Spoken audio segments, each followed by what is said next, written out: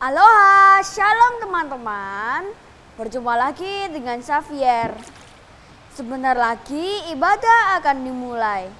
Kita sama-sama siapkan hati untuk ibadah hari ini. God bless you, happy Sunday teman-teman. Shalom adik-adik. Yuk sebelum kita mulai ibadah online hari ini, kita mau sama-sama berdoa ya. Lipat tangan, tutup mata, kita mau berdoa. Tuhan Yesus, terima kasih Tuhan sudah mengumpulkan kami hari ini. Tuhan Yesus pimpin ibadah kami Tuhan, kami mau memuji, kami mau menyembah Tuhan. Kami juga akan mendengarkan firman Tuhan, pimpin kami Tuhan. Pimpin ibadah hari ini Tuhan dari awal, pertengahan hingga akhirnya. Di dalam nama Tuhan Yesus kami berdoa, haleluya, amin. Gimana ya ini, matematika dan IPA aku kok jelek banget nilainya. Loh, Agnes kenapa kok sedih?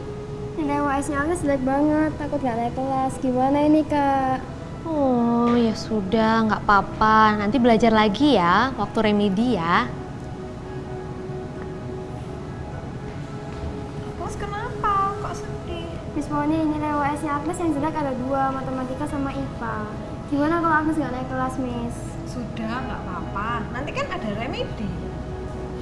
Ada sih, Miss, tapi kalau Agnes gak bisa kerjain gimana? Nanti Agnes gak naik kelas, Agnes takut, Miss. Agnes, jangan takut ya. Kita masih punya Tuhan Yesus.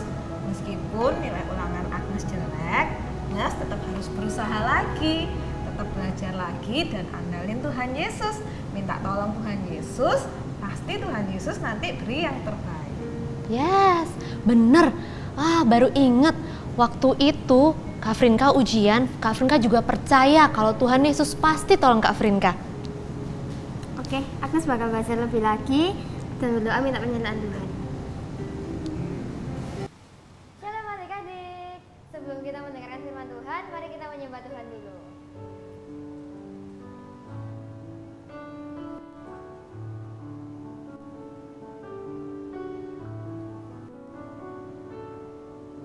Terima kasih Tuhan untuk kasih setiamu yang ku alami dalam hidupku. Terima kasih Yesus untuk kebaikanmu sepanjang hidupku. Terima kasih Yesusku buat anugerah yang kau beri, sebab hari ini Tuhan adakan syukur bagimu. Terima kasih Yesusku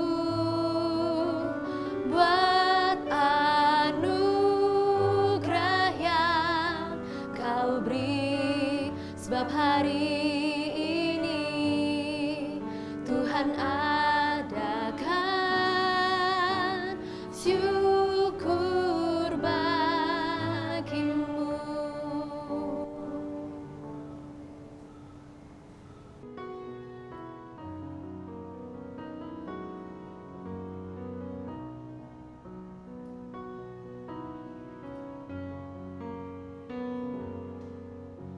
Tuhan tak pernah janji, langit selalu biru, tetapi Dia berjanji selalu menyertai.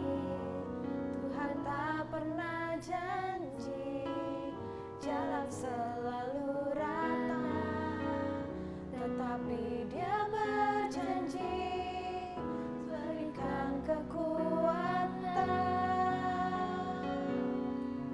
Jangan pernah menyerah, jangan berputus asa. Mujizat Tuhan ada saat hati menyembah.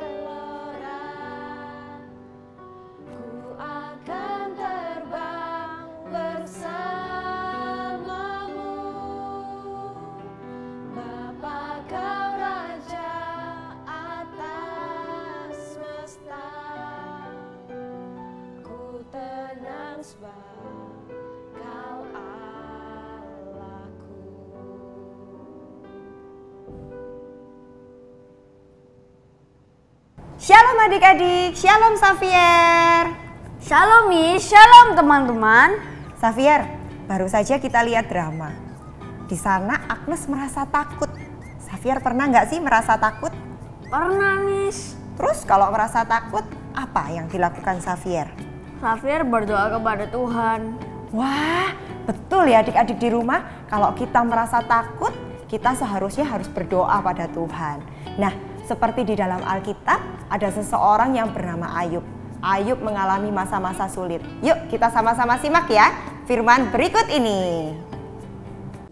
The Story of Job.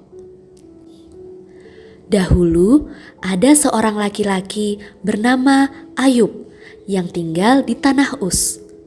Ayub adalah seorang yang baik. Ia mengasihi Tuhan, tidak berbuat jahat. Ayub diberkati sekali hidupnya, punya ribuan kambing domba, unta, dan lain-lain.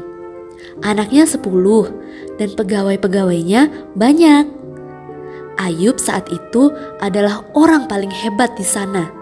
Semua di dalam hidupnya serasa sempurna dan baik-baik saja. Namun kemudian iblis melihat. Iblis protes kepada Tuhan. Ya, pasti Ayub itu taat karena hidupnya sangat diberkati. Coba ambil berkatnya Ayub. Pasti Ayub langsung mengutuki Tuhan. Kemudian Tuhan berkata bahwa iblis boleh melakukan apa saja kepada Ayub, tapi tidak boleh melukai Ayubnya sendiri. Suatu hari ketika Ayub sedang bersantai, tiba-tiba satu pegawainya berlari-lari dan memberi kabar buruk. Sapi, keledai, semua diculik dan semua pegawai dibunuh. Hanya aku yang lolos. Baru saja mendengar cerita ini, tiba-tiba ada lagi pegawai yang berlari dan membawa kabar buruk. Domba semua mati terbakar, pegawai-pegawai juga semua mati terbakar. Lalu anak-anakmu semua sedang berpesta. Lalu angin yang besar menghancurkan rumah. Anak-anakmu semua mati. Dalam sekejap semua habis. Ayub kehilangan segalanya. Rasa sedih yang dialami Ayub begitu besar. Ayub menyobek bajunya, mencukur kepalanya, dan tersungkur di tanah. Iblis pikir, nah, Ayub sebentar lagi akan marah pada Tuhan. Tapi ternyata Ayub menyembah Tuhan. Tuhan yang memberi, Tuhan yang mengambil. Terpujilah Tuhan. Kemudian iblis bertanya kepada Tuhan, apakah boleh membuat Ayub sakit? Iblis yakin bahwa Ayub pasti mengutuki Tuhan. Tuhan berkata oke, tapi tidak boleh membunuh Ayub. Lalu iblis membuat Ayub sakit kulit seluruh badannya. Sakit dan gatal yang sangat luar biasa, tidak bisa ditahan lagi. Sampai Ayub memakai pecahan kaca untuk menggaruk lukanya. Istri Ayub pun tidak menolong. Istrinya datang dan berkata, "Kamu masih mau berbuat baik? Kutuk saja Tuhanmu dan matilah." Tapi Ayub tetap tidak berdosa. Ayub tetap memuji Tuhan. Teman-teman Ayub juga mulai menyalahkan Ayub. Mereka pikir Ayub ini berbuat dosa sampai Ayub dihukum oleh Tuhan. Teman-teman Ayub berusaha memberi saran kepada Ayub. Teman-teman Ayub tidak menolong dan tidak mendoakan Ayub. Mereka malah menyalahkan Ayub. Tapi sampai saat itu pun Ayub masih terus percaya dan memuji Tuhan. Ayub mulai merasa mengapa hal itu terjadi padanya. Kemudian Tuhan menjelaskan kepada Ayub bahwa Tuhan yang menciptakan Ayub dan segala sesuatu di bumi. Tidak ada satu orang pun yang bisa meragukan keputusan Tuhan. Meskipun kelihatan tidak masuk akal, Ayub merespon dengan baik dan ia kemudian bertobat dan memuji Tuhan. Akhirnya, penderitaan Ayub berhenti.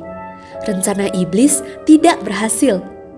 Ayub masih mengasihi Tuhan, dan Tuhan pun sangat mengasihi Ayub.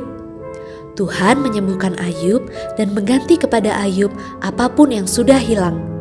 Ia diberikan lebih banyak, yaitu 10 anak, menjadi lebih kaya dan hartanya jauh lebih banyak. Ayub hidup sampai 140 tahun. Nah, adik-adik, kita belajar sama-sama ya dari kisahnya Ayub. Ayub mengalami masa-masa yang sulit. Apa ya yang harus kita lakukan ketika kita juga mengalami hal-hal yang sulit dalam hidup kita? Yang pertama, carilah Tuhan. Ketika kita mendekat dan mencari Tuhan, maka sukacita dan damai sejahtera Tuhan akan selalu menyertai kita. Yang kedua, carilah pertolongan. Adik-adik bisa ya minta pertolongan kepada orang tua, kepada teman, kepada guru. Tetapi pertolongan yang terbaik adalah ketika kita membawa setiap masalah kita ke hadapan Tuhan. Dan yang ketiga, ingatlah bahwa Tuhan Yesus itu yang pegang kendali kehidupan kita.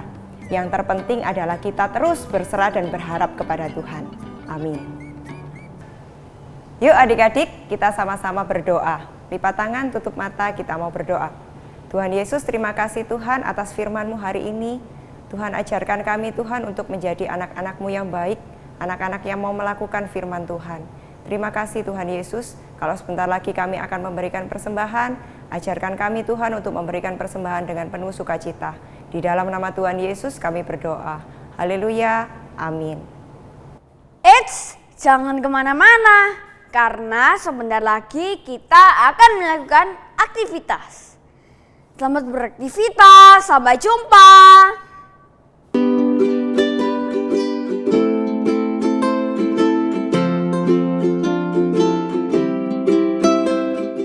Shalom adik-adik, hari ini kita mau bikin activity bersama Miss Lauren. Kita mau bikin activity kalung bunga. Pasti adik-adik penasaran kan gimana?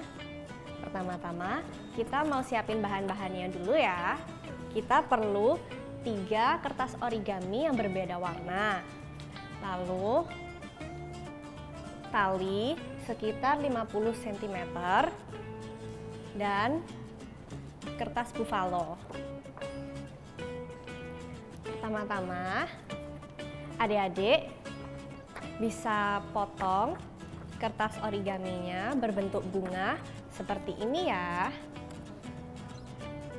Setelah itu adik-adik bisa gunting kertas buffalonya, lalu guntingannya digulung menjadi seperti ini. Jangan lupa kalau pakai gunting harus diawasi dengan orang dewasa ya. Setelah itu adik-adik bisa kasih lubang di tengah-tengah bunga seperti ini ya. Lalu setelah itu adik-adik bisa masukkan bagian-bagiannya ke dalam tali seperti ini.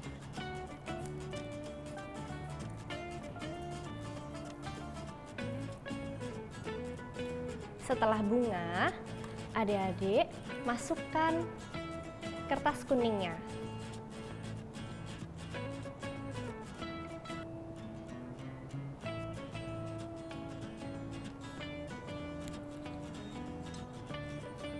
Seperti ini ya adik-adik, dan ini dilanjut dengan bunga yang berbeda warna.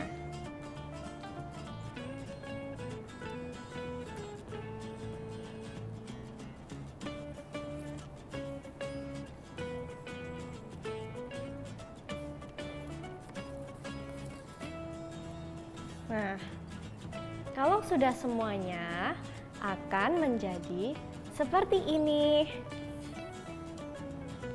Nah, kalau sudah jadi, adik-adik bisa pakaikan ke leher adik-adik ya. Nah, kalau sudah jadi, jangan lupa foto dan upload ke Instagram adik-adik, dan jangan lupa juga buat tag GSJS Kids. Thank you, see you, God bless you.